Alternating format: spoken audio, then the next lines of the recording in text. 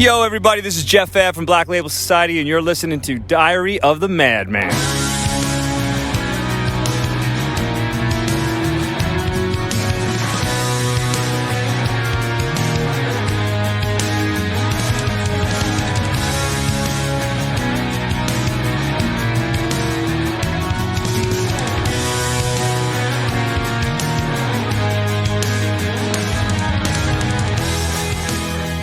What's up? And welcome to another edition of Diary of the Madman, the ultimate Ozzy Osbourne podcast, where we geek out about all things Ozzy and all things Ozzy related. I'm Josh Kramer. He's Mr. Dan Drago. Dan, the album is out, man. How's it going, dude? Good. I feel like the Joker, dude. I've had a smile plastered on my face for a motherfucking week, my man. Dude, same here. And I know it's the same for most of our listeners. It's not fucking stopped for a week. I know my family's sick of it already. Right. I know my wife is sick of it. But I can't fucking stop listening to Patient Number 9, man. I don't want to stop. That's right. It is fucking amazing. And we are so excited to be able to break down every song because that's what we're here for. Let's be honest, we're not just a generalized metal site. We are your true Ozzy Osbourne geek out, freak out. Let's talk about all of the minutia that Josh and I do. Exactly. You know, we could have done one episode and covered the whole rest of the album that we haven't spoken about yet. But for Dan and I, we can't get all of our thoughts and ideas about one track in a 5-minute segment.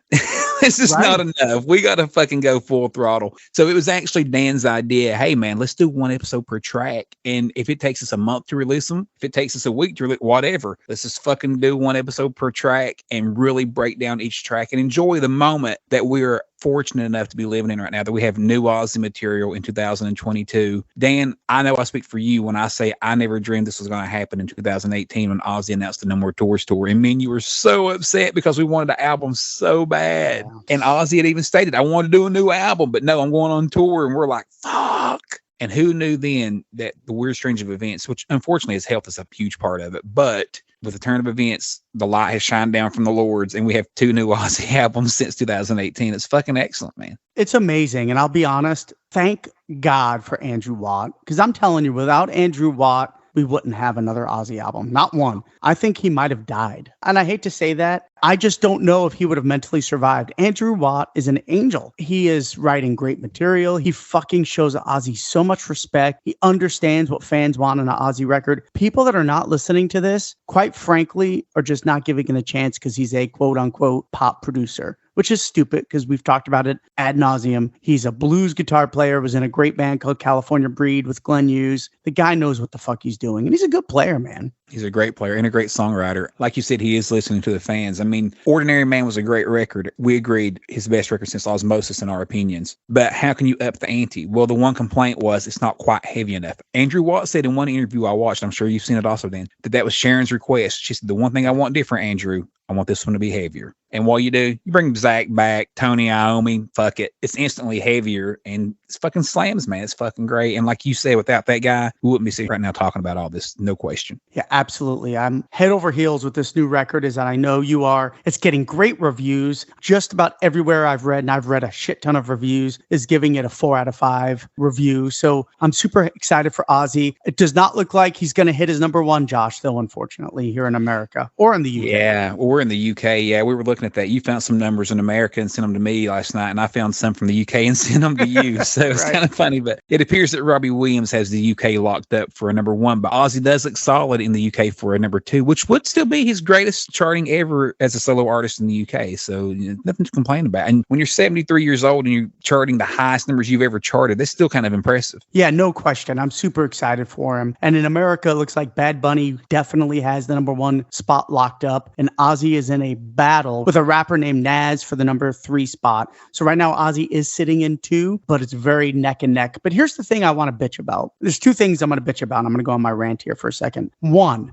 if you look at albums sold, Ozzy has outsold the whole top 10 combined in physical products, and he's not going to be the number 1 product. Bad Bunny has only sold 1,900 copies this week, and that was through yesterday. And he is going to be credited for 95,000 units. I mean, that's all streaming. Where Ozzy has sold so far 59,000 units of physical copies, and he's going to be credited with 63,000 units. So it just goes to show you, first of all, metal fans really don't stream very much. I mean, he's only getting a 4,000 kicker off streaming, which I think is quite low because who do you not know that doesn't stream in this day and age, quite frankly? Right. And number two, can you believe how little these other artists are actually selling? That's rant one. What do you think, Josh? Agreed 100%. The proof is in the pudding. 1,900 fucking units, and you're going to be number one on the Billboard Top 200. Like, think I about swear to that. God, there's some artists in the top 10 that have sold 50 units. I sold more than 50 units in a week with my fucking band back in the day. It's fucking crazy to me. But like you said, the streaming is just absolutely through the roof. And that goes to show you, too, probably the age difference with the audience a touch. The older generation still buys a lot of vinyl. They still buy CDs. And that's your Ozzy, mostly generation, right? I mean, there's still kids that listen to Ozzy, but most of us are middle-aged, at least. And then with Bad Bunny, I mean, I'm just going to be real blunt here. I'm 42. Who the fuck is Bad Bunny? Like, what the fuck? I only know him because Ozzy is missing out on a number one Billboard because of Bad fucking Bunny.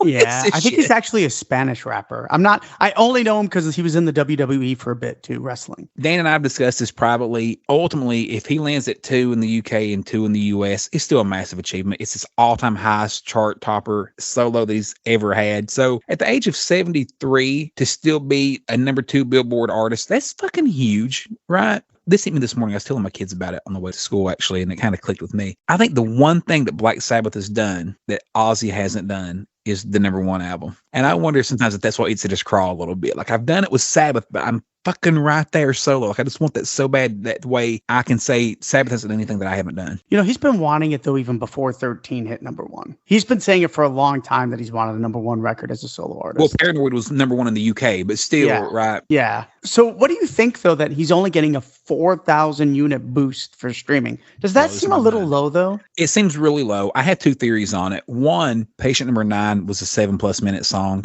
Me and you've discussed this privately. Probably too long for a first single. We love the song. Man, it's a grower. Man, is it a grower. And like me and you both agree, it's like all-time classic, Under the Graveyard, fucking Miracle Man style. Like, this is a great fucking Ozzy song. But at 7+ minutes, I don't know that you stream it as much as you would, say, a song like Immortal, which is a 3-minute track where it leaves you wanting more. When Patient Number 9 is done, most listeners are ready to move on to the next track. Immortal finishes, if it was the lead single, you would literally restart Immortal like immediately. You know what I'm saying? Because this is so brief that you feel like you haven't had enough of it yet. But don't you think there are more people streaming Ozzy, this record in general? You know what I mean? Yeah. I mean, only a 4,000 unit boost. I don't understand where Bad Bunny is going from 1,500 copies to 95,000 because of streaming, and Ozzy's going from 59,000 to 63,000. Yeah. I mean, I know the kids stream, but where the fuck is our metal fans? And like you said, I stream all fucking day at work. Me too. This album has been on Spotify all day. Yeah, let's be clear. We stream Ozzy all fucking day. I know. You know, another theory I have on this, also want to run by you, Dan. As far as the streaming numbers go, we agreed on our last episode, Nothing Feels Right felt late in its release. It did. I think that was a fuck up, because had that song been released 2 weeks earlier, for one, it made a splash. That song went over really fucking good with the listeners. Like, I think everybody has loved that song. Everyone loved that song, right? And I think had they released that 2 weeks earlier, you have 2 more weeks of streaming on that single that they just missed out on. I don't understand that decision, unless it was just, I don't know. I'll never understand what the reasoning was for that massive delay between Degradation Rules and Nothing Feels Right. Agreed. And here's my rant number 2. Where are the metal guys? I mean, I just don't understand why the metal community isn't rallying around Ozzy fucking Osbourne. I know they love to rip on him and they have a problem with him, but what we're doing is we're hurting each other, because if you noticed when Ozzy was just cut off after 10 seconds on NBC with his halftime show, metal is still not in pop culture. I mean, it couldn't be more clear than watching that Thursday night football game last week. And metal people still can't rally around Ozzy. I knew the magic number was going to be $100,000, which he should have been able to get, but there's so many fucking metalheads that have their head up their ass that hate this guy for no fucking reason. Stuff that they claim happened 40 fucking years ago. And I'm just so goddamn tired of it. And I blame you, the metal community, for Ozzy not getting the number one. Nobody else but you. Yeah, I agree totally. And the more we can get everyone to rally around Ozzy and what he's doing, and any hard rock artist who's doing well, I've called it cannibalism. The minute a band gets a little mainstream success, people start hating on them in the metal community, and it's always fucking killed me. But we need to rally around this. Yeah, but you have people like Eddie Trunk, who I'm a fan of his show, but badmouths Ozzy continuously on his show, and he should be rallying around and pumping him up, because like it or not, Ozzy is still the face of our fucking music that we love, and we should be doing everything we can to get get him over just to show relevancy to the shit that we love. Instead of getting your head up your ass about it's a pop producer, oh, there's auto-tune. Show me one record that doesn't have fucking auto-tune in it on 2022. Exactly. And like you said, just for the metal community, hey, a heavy metal record is #1 this week. That's fucking huge. I don't care who it is. Yeah. You know, I agree. And Bad Bunny's been #1 for however many weeks straight, but Ozzy dethroned that, and that's something we should rally around. But speaking of that also leads us to our next point that we want to discuss real quick before we get into this week's topic, which is obviously the halftime show of the NFL on NBC football game on Thursday Night Football. Many metalheads did tune in to see Ozzy, and it felt definitely like a snub, Dan. I mean, there's no two ways in denying it. I was in the middle of New York City and went back to my hotel room just to fucking watch it, and they legit showed Ozzy for like 12 fucking seconds. And furthermore, like you mentioned to me during the broadcast, wouldn't even hardly say his fucking name. I'm gonna let you get into that because I know that really fucking got under your skin. But what's your initial thoughts on the appearance of Ozzy for a lonely 12 seconds during Thursday Night Football? Dude, I was so fucking hot last week, and I know you were too. You should have seen Josh and I talking. I was fucking pissed. I knew something was up watching the game because I kept asking my son who was watching the game, and I'm a big football fan, but I kept asking him because he knows I'm an Ozzy fanatic, and really, I mean, I was glued to the TV for Ozzy. I mean, Ozzy trumps football by 1,000,000-1. And I was like, have they mentioned Ozzy playing yet? He's like, no, Pop. And I was like, hey, have they mentioned Ozzy yet? He's like, no, Dad. And I was like, what the fuck is going on? And then when they said, coming up, a rock legend, I was like, I don't even understand why they're not saying his name. And I still don't understand it. I don't understand why NBC decided to show 12 seconds of Ozzy Osbourne. And if that was Bad Bunny, he'd still be on rapping. And I just don't understand why the big fuck you and middle finger to the metal community, which is exactly what it was. I don't think it was an Ozzy thing. If that was Priest, if that was Maiden, they would still have been treated the same way. And again, it goes back to our point that the metal fans should be pissed off and should have shoved a finger right back to them by putting Ozzy #1. Agreed totally. And I do think NBC got a ton of fucking slack for it. I know I went online and read all kinds of fucking tweets and shit. People will just fuck you. Yep. A lot of people tune in just to see Ozzy. People don't care about football. They're like, I watched this shitty fucking game for 60 minutes only to see 12 seconds of Ozzy or whatever. And they never came out and formally said anything. That's what I didn't understand. NBC never addressed it. They let it slide. I did read one guy, or I saw a video that he said that it was available on Peacock in full performance. I don't know if that's true or not. Peacock is NBC's streaming app. I don't know. Think so. I'm not sure either. They definitely never said for the full performance tune into Peacock. They definitely never said that. 100%, Josh. They would have said that, and it wouldn't have taken days for the performance to finally show up. Yeah. Now, I will say, that said, now that it's said and done, and we're over the frustration of how brief it was still a net positive because his name was mentioned during the broadcast. They did mention the new album. One thing that I saw, listeners, let us know if you saw this or not. Dan did not get this. He lives in Phoenix. Ryan lives in Chicago. He didn't get it. I was in New York City. After the performance, they did show a commercial for the record during the commercial break. So that was kind of cool. And it had clips of the video of one of those days for the commercial. It was essentially the clip that Ozzy put on his Facebook page like the day before or whatever. So it was a net positive. They did mention the record that he had one coming out and blah, blah, blah. But definitely felt like a slap in the face to the metal fans for sure that tuned in to see Ozzy perform. Yeah, no question about it. And I still don't understand what they were thinking. But at the end of the day, they did release it. I hope everybody got to watch it. And of course, like I had told you and Josh had told you before the show that Ozzy was going to be having tape, which he did. But they're not going to have a 73-year-old guy up there without some tape who can barely stand up. That's just the reality of it. But I do believe in my heart, if we were going to see Ozzy at Kentucky, whatever he performs in Kentucky or in Phoenix, that he would not be using tape on a regular concert. He did not use tape on 13. I don't care what some DJs say. And I don't think he would if I saw him today at a real show, if he ever, God willing, is able to do that again. Yeah, agreed totally. And I'm not so sure there wasn't a live mic. I went back and forth on it. Oh, I think there is. The verses sound almost too perfect on Patient Number 9. The verses are fucking really good. But when it goes to that chorus, man, if you watch that video close, he's got like veins popping out in his head. He is trying his best to sing his ass off during those choruses, man. And I think he did have a live mic going. I don't think it's primarily what we hear, but I do think he knows he is at least singing and he's trying everything he can. But that said, the performance was still really fun. That's cool. They got to put it on his YouTube page and stuff for us to be able to view for eternity now. It may be the only ever live performance of Patient Number 9 at all, right? So that's kind of pretty fucking cool. I did hate a little bit that they kind of did the music video style edit on it where they put like the slow motion footage of Ozzy during certain parts. And it's almost like the Live on Loud DVD. I know you're not a big fan of that either, Dan. And they did kind of go that route with the editing on it. But I think ultimately they just wanted to make it as good a production as they could, just in case it is the only ever live footage we have of patient number 9. Yeah, and I think a big part of that is Ozzy standing still, like we talked about. I think Ozzy not being able to move around and stuck to the microphone in one place, they had to try to make it as exciting as possible. Yeah. And I think that was the genesis behind that. I agree. Use slow motion footage of him because there was moments he would kind of bounce and stuff, and they would put in like slow motion of him just to kind of fill space and make him look more involved. Yeah. And another thing I want to throw out there, for me, I thought it was really fun to see Andrew Watt up there with him. Watt's fucking having a blast. I love wearing pajamas. Wearing his pajamas and white shoes. And we love our guy Tommy Clefaitis. He's fucking the man. I love Chris Chaney on bass, dude. He sounded great. He's got a beautiful tone. I had texted you that watching a bunch of the fan videos that were on cell phone, because there was a bunch of them online. I was like, dude, I'm really digging this live band. And then once the video came out, you were like, fuck, I'm loving Chris Chaney, man. Loving Chris Chaney on this. Yeah. Shout out to our man Ryan, who messaged us and said, guys, love it all, but there's just no denying when Zach Wild gets on the stage, he commands the fucking stage. That was Ryan's exact words. And Dan and I couldn't agree more. Once Zach comes out, it's a whole nother level of fucking awesome. Seeing all those guys up there together, man, playing Crazy Train, it was fucking fun, man. It was a good time. It kind of answers the question, and I've always wanted Ozzy sometimes to be a 2-guitar band, because I think it calls for it. And that was one of the rare times. It's happened before, but that was one of the rare times we got to see Crazy Train with 2 guitar players.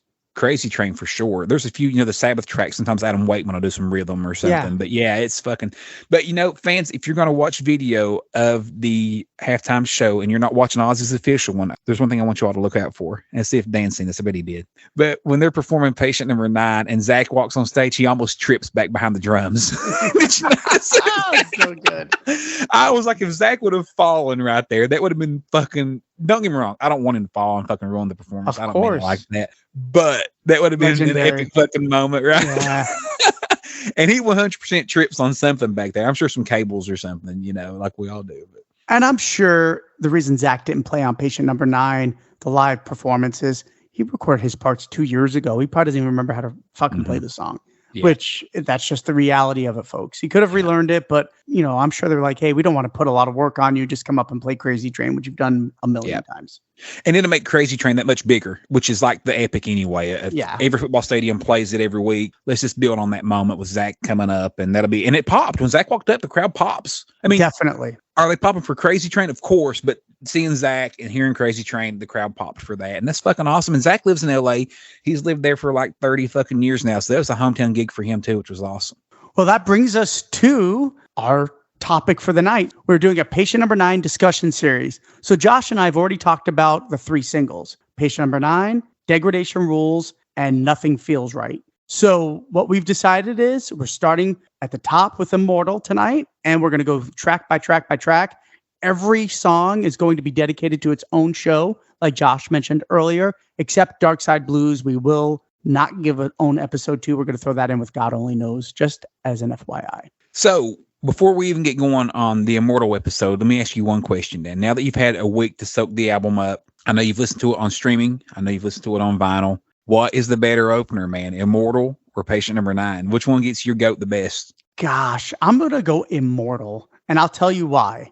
Because that's what Andrew Watt considers the true opening track. If you've listened to him on interviews, he says the opening track, Immortal. And to me, that's the vision of the record. So that's what I'm going to go with. And I'm going to say they both work. And I think you agree with me. They both work as an opener for sure. I kind of like Immortal also because I like the interlude in between songs of the intro of Patient Number 9. I kind of like that, the verses opening the album with it. So that said, man, track number 1, Immortal, we will start right at the top. 3 minutes and 3 seconds of fucking greatness, in my opinion. Anyone who's listened to our prior episode on our trip to Hollywood, with the listening party at SiriusXM Studios with Ozzy, and got to hear the album, knows that I've been jacking off all over this track for 2 months now. And we've had the record for a week, and I'm still jacking off all over it. We Dan, all are, no question. What are your thoughts on Immortal? Before we get into the song, let's talk about who plays on it and who wrote it. So Immortal is written by Ozzy, Andrew Watt, Chad Smith, Ali Tamposi, and Duff McKagan. So we kind of have the Ordinary Man lineup here, which is awesome. It features guest solo by Pearl Jam's Mike McCready, who I'm a big fan of. I love Pearl Jam. I think his playing is very underrated, very bluesy. I think this song is awesome. It is driving. It's very old school. I think this is the band really coming together. You can almost feel that they have more chemistry here already than they did during the Ordinary Man sessions, since it's the exact same lineup. I mean, compare Goodbye or Eat Me to this rockin' track of Immortal. It's night and day. Immortal is 1,000 times better. And I think we know why, and we'll get to it in a little bit. But what do you think, Josh? I think you're spot on. It makes you wonder, was this one of the first tracks written for the album, being that Duff was still involved? You know, Duff was still there kind of at the end of Ordinary Man, right? But yeah, this track, love the opening. Like I said, it does work great as an album opener, just the energy of it, the bass intro, right into that fucking powerful riff. You know instantly what this track's going to sound like because it just has so much fucking energy coming from the riff, right? Another interesting thing that you and I learned listening to some of Ozzy's interviews throughout the week is that Ozzy wrote the riff for this song. Well, that's what I was alluding to. Exactly. Fucking awesome, right? Yeah.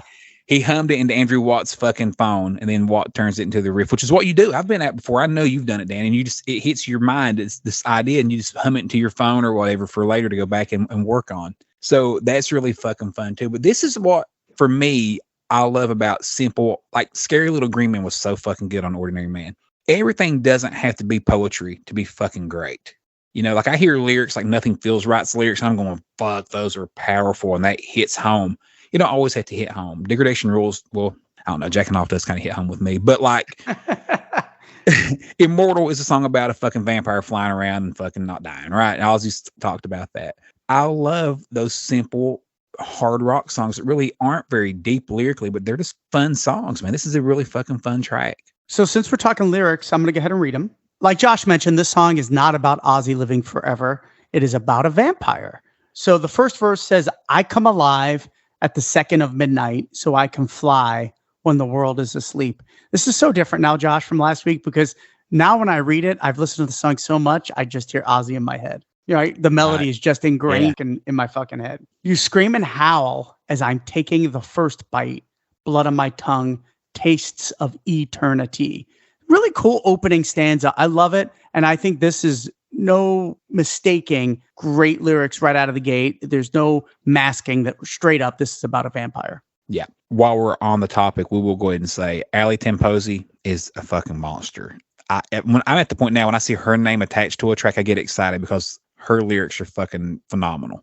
I think she's on every song but Degradation Rules, which we believe is mostly Ozzy, right? Like, so it's all Ozzy. Yeah. And he's always bragging about, you know what that's about, right? Yeah, so, yeah, exactly. You know, blood on my tongue, taste of eternity. That's a fucking great line, man. It really is. Yeah. I love it all. I come alive at the second of midnight. I mean, it's all really, really good, man. Yeah. You scream and howls. I'm taking the first bite. Like you said, blood on my tongue, taste of eternity. That's so good. Now, I will admit the fact that it's about a vampire is a little disappointing because when we heard it in the listening party, I thought it was about Ozzy's fucking life. Like, right. Because the chorus, if you'll read it to us, Dan, when hearing the chorus for the first time, I thought, that's right, Ozzy, you're never going to fucking die, man. That's right. And then during the listening party, he immediately goes, yeah, it's about a vampire. Yeah, exactly. Like, oh. You know, I think Ozzy had a lot to do with this one too, because he was so coherent talking about it in the show that we were at, where like something like Parasite, he was like, I don't fucking know what that's about. So I do feel like he probably had a little bit more in this one. Yeah, I can see that. So the chorus is, people will come and go, some stories never told, bury me down below, but I'll never die because I'm immortal. Yes, immortal. So the chorus is, the melody is fucking brilliant. I mean, listen, guys, the melodies on this album are off the charts. This is his best, most melodic record fucking forever. So I just want to state straight up, the melodies again, fantastic. Absolutely. The chorus in this one gets stuck in my head a lot. Yeah, it does me too, actually. A whole lot. So the second verse, man, let us hear it. The dogs are out and the kingdoms are falling. Dressed as your friends, but they're your enemies. You fear the end because you can't see it coming. Afraid to sleep because I'm inside your dreams. Another great line right there. You know, I commented earlier that this song had simple lyrics, but when you really look at them, they're not as simple as I acted like they were. They're pretty fucking clever, right? Afraid to sleep because I'm inside your dreams. That's a cool fucking line. It's a great line. And that's why I'm glad you decided we should do this exercise, because I actually think really, I've been listening to this record nonstop, but really breaking down the lyrics like this with the song not on, I don't get torn away from listening to the melody, listening to the music. You can really just dissect the lyrics. And you're spot on. These lyrics are great. Yeah, they are. And then, of course, it just repeats the chorus, then the guitar solo and chorus again, and the song's out, right? Yeah. And like you said, it's simple. And I'll be honest, I've written a million songs where it's verse, chorus, guitar solo out. And there's nothing wrong with that. I think every song can't be the epic Patient Number 9. I love that it's quick, a punch to the face, and that chorus just hits home and just really gets into your brain. So what do you think about the Mike McCready solo? I got to be honest with you. Instantly, I was like, okay, he's shredding. The thing with the solo that took me a little time was the mix on it, because it's kind of like bounces back and forth in your earlobe. Like it kind of goes back and you're kind of like, it's kind of hard to hear it a little bit. It's back and forth, left and right, left and right. But once I really settled into the song and could really hear him play, man, he lays down. Ozzy Osbourne's a fucking god, dude. And I think that's part of what makes the album as a whole so good. No one wants their track or their solo to be the shitty one. You know what I mean? Everyone, even Jeff Beck and Clapton's like, well, I got to make my mark. Mike McCready fucking brought it, man. And he brought the energy to that song that was just fucking perfect. Yeah, I love his solo in it. Yeah, I think it's great too. The one thing I will say though, I wonder if Mike McCready would have worked better on maybe a slower song where he could do more of his emotional playing like he does on Yellow Ledbetter, which is great fucking what he's guitar best work. known for. Yeah. Yeah. So I think it's kind of weird that they have him on a track that really shreds, right? I mean, you could totally hear Zakk Wylde all over this one. Can you imagine? Yeah. Maybe that's the thing. Maybe they didn't want Zakk shredding so fucking much. So they fucking peeled it back. But it's fucking great, man. During the listening party, of course, most of you listeners have probably heard about Watt did say that he recorded this track days after Eddie Van Halen died. And he felt like that kind of vibe was in the room to just really let one fucking rip. It's great though that the song is high energy. The melody's high energy guitar solo is fucking perfect for it. Yeah, it's fucking off the charts. And I think this song, first of all, how cool is it? And I know you mentioned it already that Ozzy wrote the main riff of the song. That tickled me to death when I heard that, man. Because Ozzy's always said, I just wish I was more musical and I don't really play an instrument. I play a little harmonica. But, the fact that he's excited enough too, just to have these ideas in his head. Hey, I got this cool melody in my head for a riff, Andrew. Like, he hums it to Andrew and he records it in his phone. That's fucking perfect, man. I love hearing stuff like that. And it is a cool fucking riff. It's a simple riff. Like we talked about Degradation Rules. Simple ain't always bad. Most Tony Iommi riffs are simple as shit and they're fucking phenomenal. It's a cool fucking riff, man. This song instantly sets a tone for the album that it is going to be energetic and not fucking let down. And it really doesn't. So I think this song, for some reason, has a Miracle Man vibe to me. I don't know why I have that feeling, but I think that main riff that Ozzy hummed is kind of Miracle Man, but kind of like choppy and staccato. Dun-dun-dun-dun-dun-dun-dun. But think of Miracle Man, right?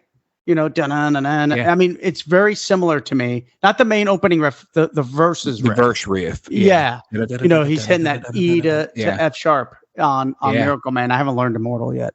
But to me, I felt like it was kind of like a take on the Miracle Man riff. Yeah, I could see that. I hadn't really thought about it, but I could definitely see that. And it's got that fucking energy. I mean, that's something that I feel like Ordinary Man was missing. We talk about this a lot. Ozzy Records solo should be energetic as fuck. And I think this song is perfect for it. I would have a hard time not believing that Ozzy doesn't fucking love this track. It just seems right up his fucking wheelhouse, right? It seems perfect. It's right at my wheelhouse. I fucking love it. From day one, hearing the album, back in July 29th, this song has just stood out to me. And I think it should have been a lead single, if not at least the second single. I think they messed up there, going back to what we talked about earlier with the album streams and stuff. This song would have streamed so much more because it's so quick and brief. 3 minutes and 3 seconds.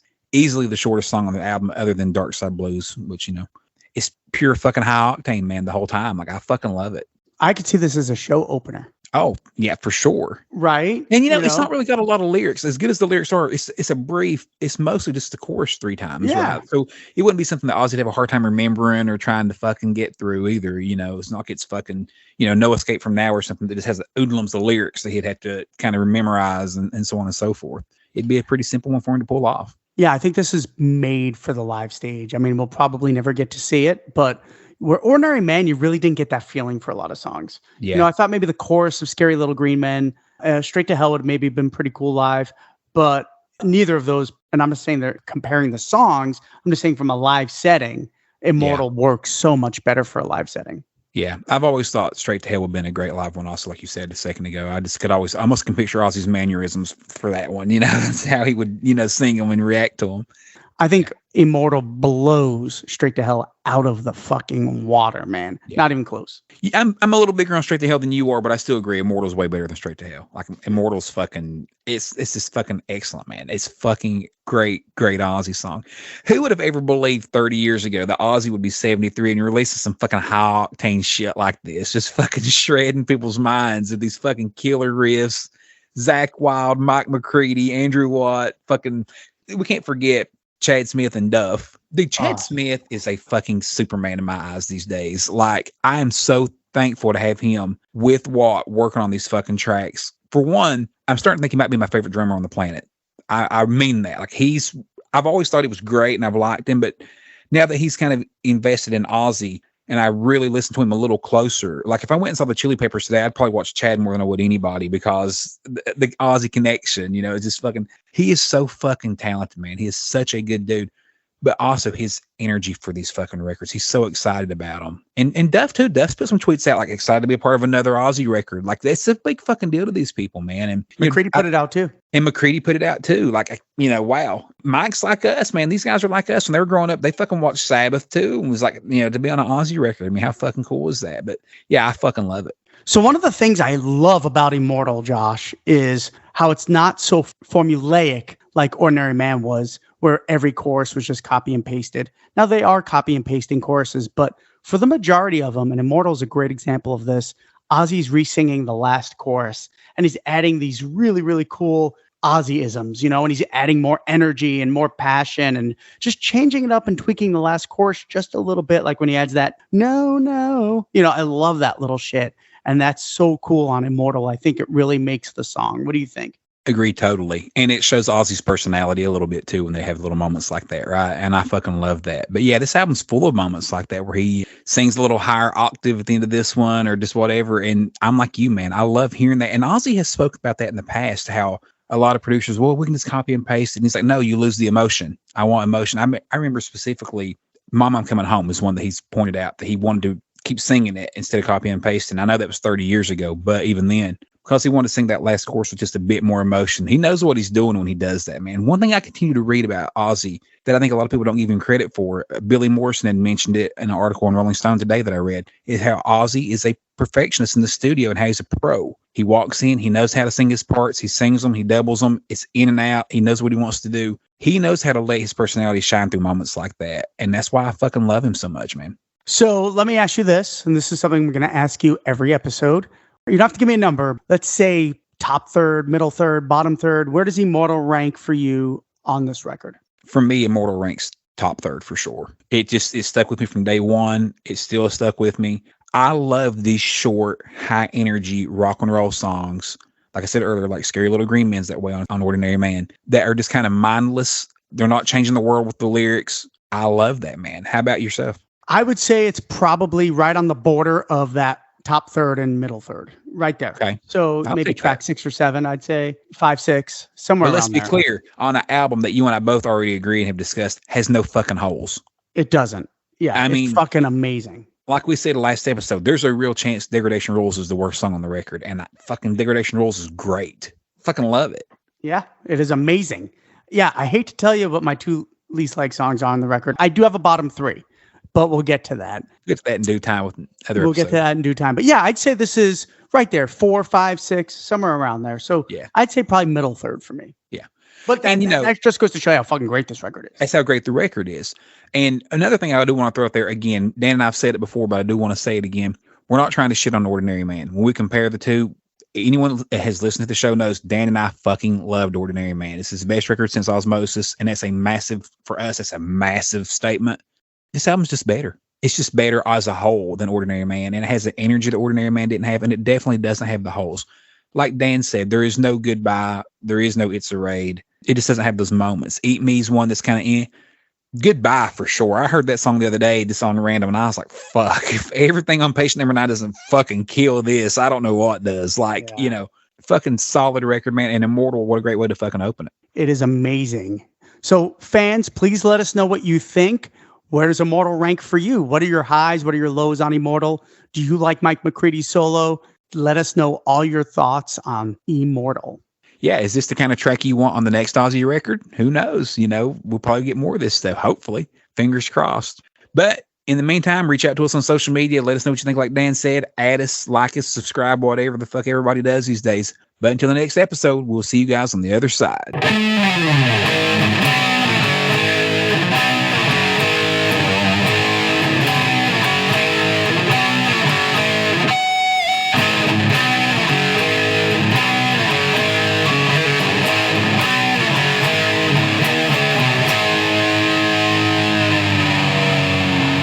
Something? I coughed. Oh, okay. And in front of the national television audience, I'm sorry. When I fucking coughed, I coughed into the mic for some reason. I muted it and I went, that's why you thought that. So I don't know why I coughed into the mic.